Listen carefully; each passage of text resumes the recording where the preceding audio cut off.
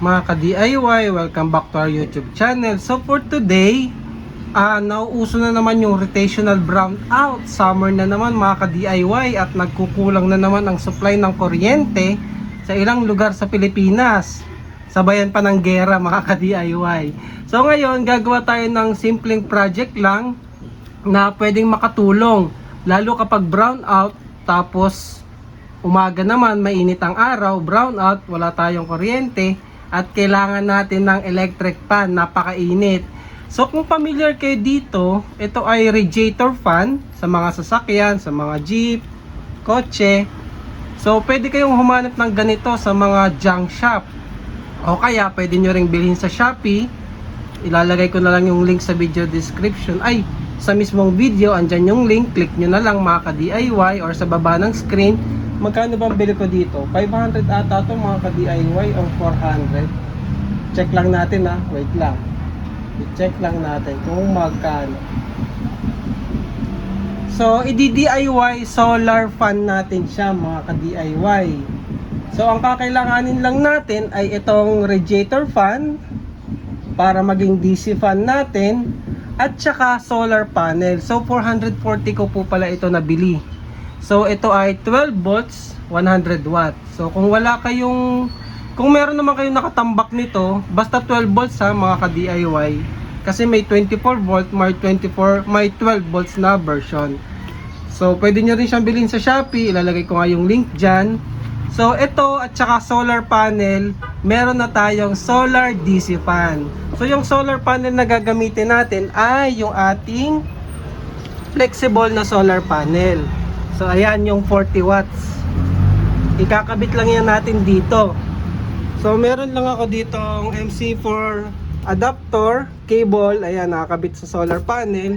Tapos ikakabit na natin sa ating yung dulo kasi nung connector ko na yun ay XT60. So ikakabit ko na lang siya dyan. So ayan, sinuksok ko na lang para makita natin na gumagana.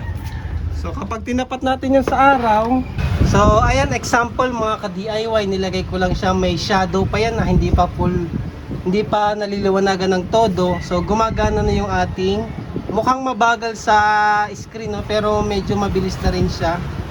Sa screen lang kasi yan sa frame per second nung video. So parang mabagal lang siya, pero mabilis na rin siya mga ka-DIY. So kung gusto ko siyang palakasin pa, kung gusto ko ng mas malakas pa, syempre ilagay nyo to sa bubong, yung may direct sunlight. Mas malakas pa yan mga ka-DIY. So try ko ilagay doon sa may bubong mga ka-DIY. O kaya kahit dito, ilabas ko lang sa may terrace. So ayan, di ba? Namatay siya. Rekta lang yan ha. Tapos ilalabas ko yung solar panel. So ayan. Mabilis na siya mga ka-DIY. Para ka na ring may number 1 or number 2 na electric fan. So mukha lang mabagal sa video no. Hindi kasi nakaka-capture yung frames niya pero mabilis na siya mga ka-DIY. Pansinin nyo na lang yung tornilyo. Ayan o. So rekta, solar powered yung ating solar powered DC fan. So ayan siya. So dalawa lang yung kailangan nyo. Itong 40 watt na solar panel. Pwede rin namang mas maliit na solar panel kagaya nito. Ito 15 watts lang to mga ka-DIY. Kaya niya ring paikutin to kaso mahina lang. So the best pa rin talaga yung mga 30 to 40 watts. Or kung may 50 nga kayo, pwede mga ka-DIY. So rekta nyo lang ikakabit, o di ba? Mabubuhay na yan. Meron ka ng instant electric fan kahit walang kuryente, basta may araw, may electric fan ka na sa bahay. Ayan diba? Diba? Quick video lang, pang ready lang kapag brown out. Tapos ito, pwede nyo ang gamitin sa power bank para pwede nyo i-charge. Kung halimbawa kung may kuryente naman, diba? Napapakinabangan nyo pa rin yung solar panel. At the same time, may electric fan pa kayo.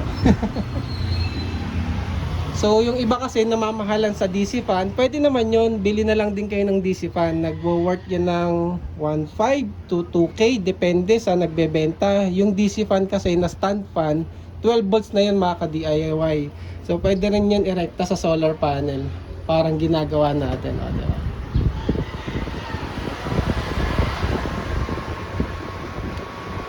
So dito ko kasi to ilalagay sa may terrace para automatic yung araw kasi kapag pahapon na dito tumatama tapos mainit yung sa may papasok sa loob namin. So sakto ilalagay ko to sa may bintana mga ka-DIY. Tapos andito lang din sa labas yung solar panel. Meron akong instant electric fan basta may araw dito, di ba? So ipwesto ko para makita nyo mga ka-DIY. So ayan mga ka-DIY, ito yung aking work area, yung table natin tsaka computer. May bintana dito. Andito yung ating radiator fan. So andyan yan, nakabuga papasok sa akin. Ayan siya ang lakas. Tapos ayan yung ating solar panel.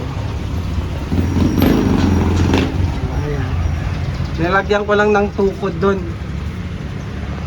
So ayan mga ka-DIY, kung interested kayong gayahin yan, mas maganda talaga sa bubong yan. Kaso medyo malayo yung rooftop eh. Tsaka hindi ako makapaglagay dun eh. Malayo dito sa table ko. So ayan lang.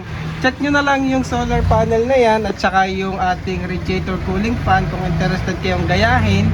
Ilalagay ko na lang yung link or yung kung saan ko siya nabili andito sa screen mga ka-DIY. Click nyo na lang YouTube shopping. So yun lang mga ka-DIY. Thank you for watching.